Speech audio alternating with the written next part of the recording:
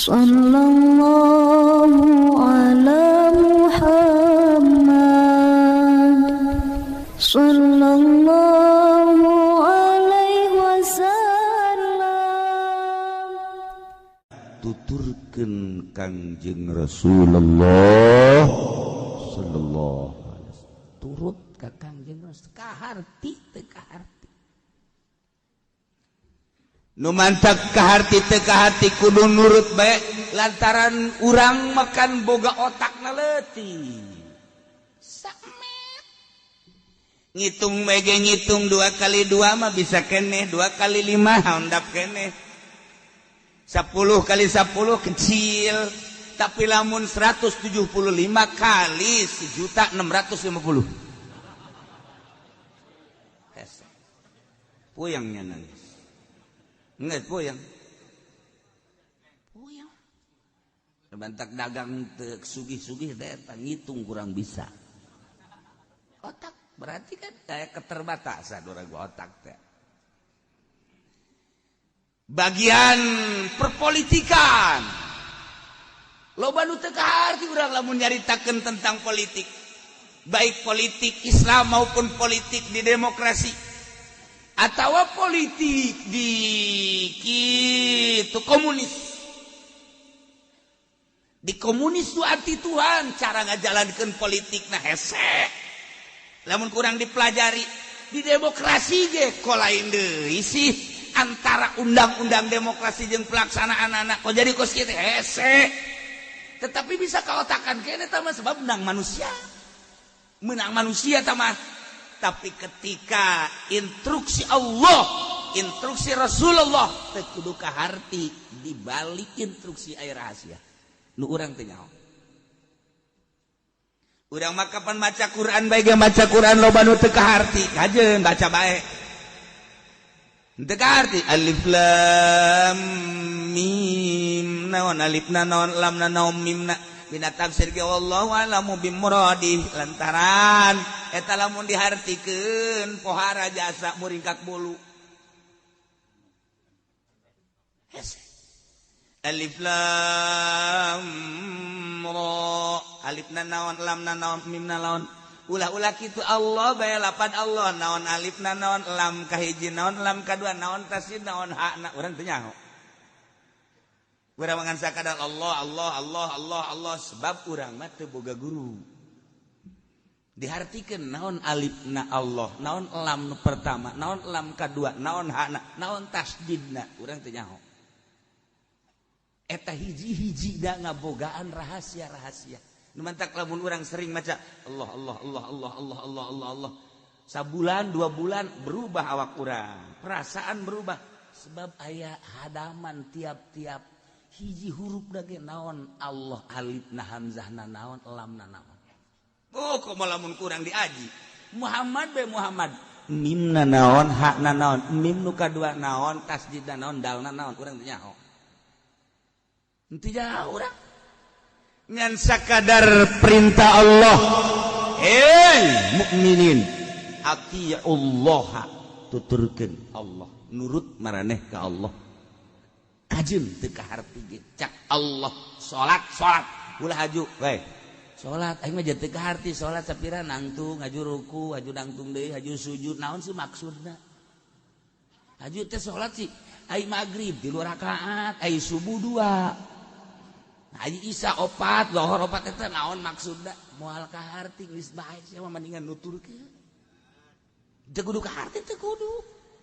Kayak kebal-kebal mah kaharti ku perasaan. Loba anu teu kaharti. Ulah kudu kaharti ku akal sebab agama mah tauqifi pamurug syara ti Allah itu kitu bae. Ulah kudu kaharti bae urang. Aduh agama Islam kayaknya enggak dapat dimengerti kok.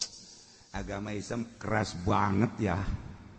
Kalau nyolong-nyolong aja harus dipotong, enggak manusiawi kayaknya. Kalau demokrasi kan ada HAM, enak perasaan. Jadi kita bisa nego-nego. Jadi enak. Nah, diperbandingkan hukum manusia jeung hukum Allah. Moal anggeus datang ka modar sia, disate sia di akhirat. Iya, tuturkeun abdi Allah wa rasulah tuturkeun Allah jeung rasul dibeungkeut urang ku kalimatun thayyibah la ilaha illallah wa la tawallau ulah mengo urang wa antum tasma'un bari urang kan ngadarenge maraneh kabeh ngadenge tapi ngabalir ulah urang ngadenge Al-Qur'an tapi urang teu make ngaji mah terus bae.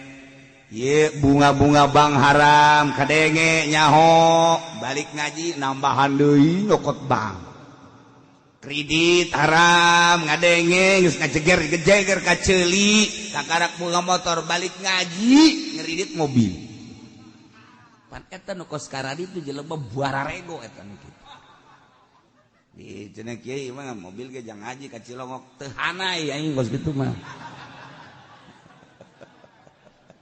bahasa mana cenah kieu aing nang mulung aing.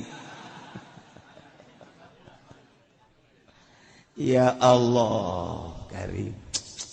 Teh titah nurut ka Allah, titah nurut ka Kangjeng Rasulullah sallallahu alaihi wasallam wala takunu kalladzina qalu sami'na wa hum la yasma'un. Ulah raya aranjeun kabeh mukminin kos jelema-jelema anu ngomong sami'na padahal nyana teu ngadenge atau kos teu ngadenge. Jadi kudu berbeda mukminin jeung kafirin.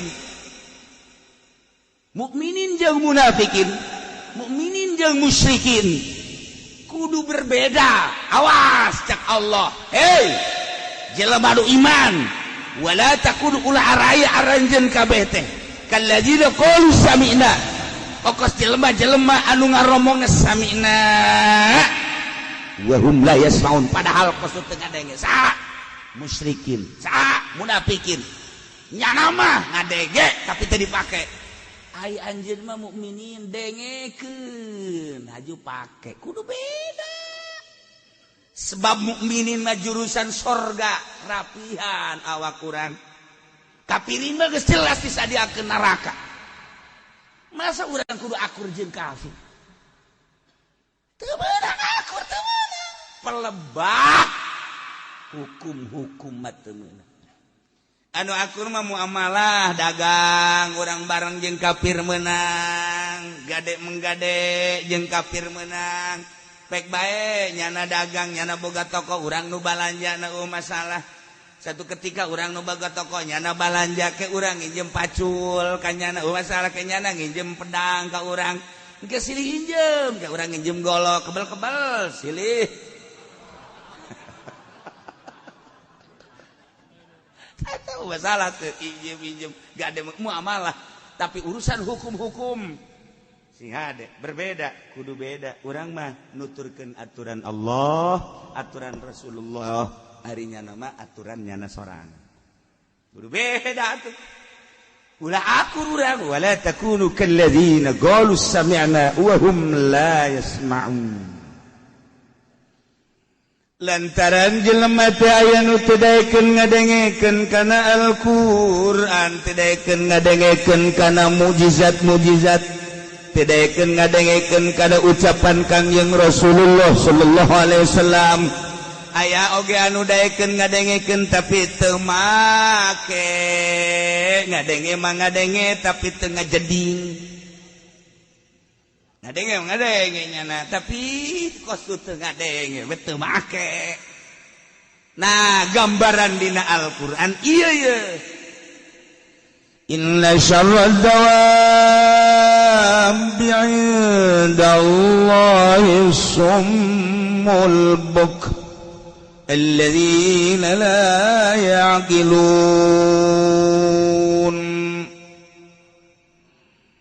sayana panggoreng-gorengna dawab-dawab teh tina dabatun teh adalah mayat di bufilaf anu lumpang ngarayap di muka bumi timimiti sireum kalabang segala orai, segala kotok, segala embe, segala sapi, segala onta, termasuk si Udin lempang.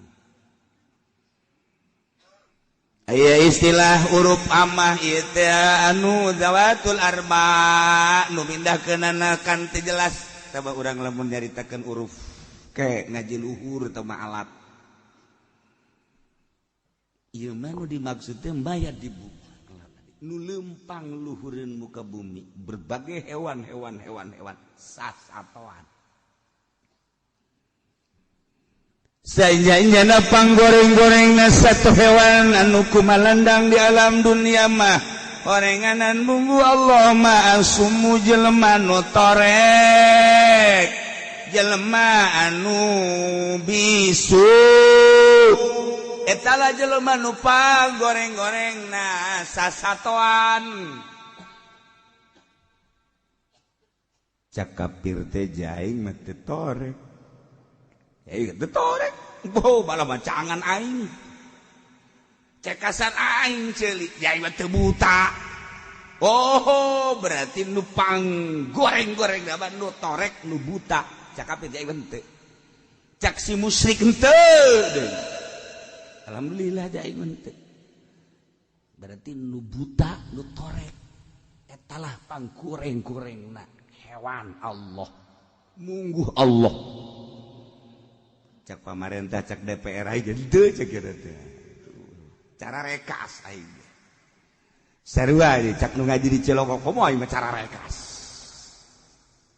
horenganan lain buta sabuta-butana lain torek satorek-torekna buta nu naon ieu asummu torek an simail haqi tinggal ngadengekeun bener cilikna mah aya dengena mah hebat tapi teu daekeun ngadengekeun Al-Qur'an tah eta teh dihukuman nu kos kitu torek lamun aya jelema teu daekeun ngadengekeun Al-Qur'an tah eta torek nu kos kitu ngaran tah mulai tah ke atuh tah musyrikin mah kafirin geus jelas torek jasa tah atuh aya tatangga urang ge tah DPR teh tah nu DPR PDI pan eta teu daekeun ngadengekeun eta mah torek sarua DPR Golkar sarua teu daekeun ngadengekeun eta ge torek sarua orenganan aing ge sarua sia torek atuh sarua torek teu ngadengekeun teu daekeun ngadengekeun Al-Qur'an urang kok bari ku ngadengin nah aing berarti henteu teu torek ye alhamdulillah sakana aing teu torek can pugu geus PDB nya nah asana aing salamet ye nomor kadua ada bisu ya aing teu bisu cak musyrikin ya aing teu bisu cak munafikin cak kafirin ya aing teu bisu cak jawara ya aing ngararomo cak PNS pemerintah aing ngomong teu bisu orenganan lain bisu teu bisa ngomong bisu teh anin nutqi bihi dina ngomongkeun bener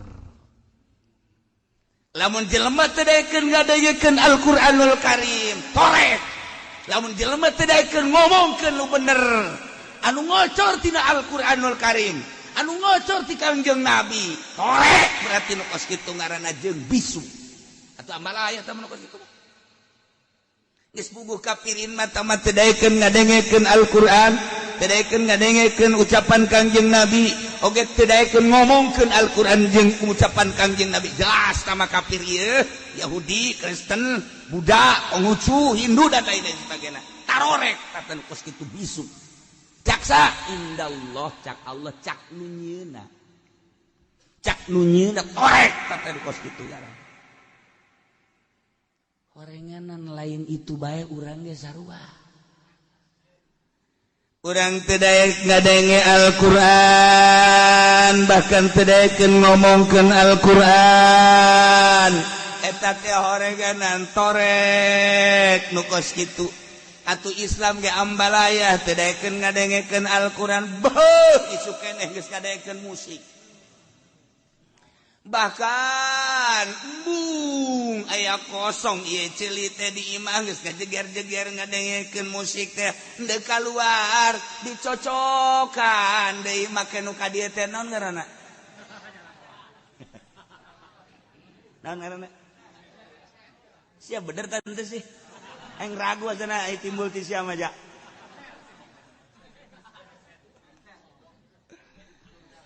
teh yasukeun ka dieu naik motor geus hook jasa berarti ceuli kudu dieusian ku musik bae hook geus naik sepeda leumpang ditanya ge Sallallahu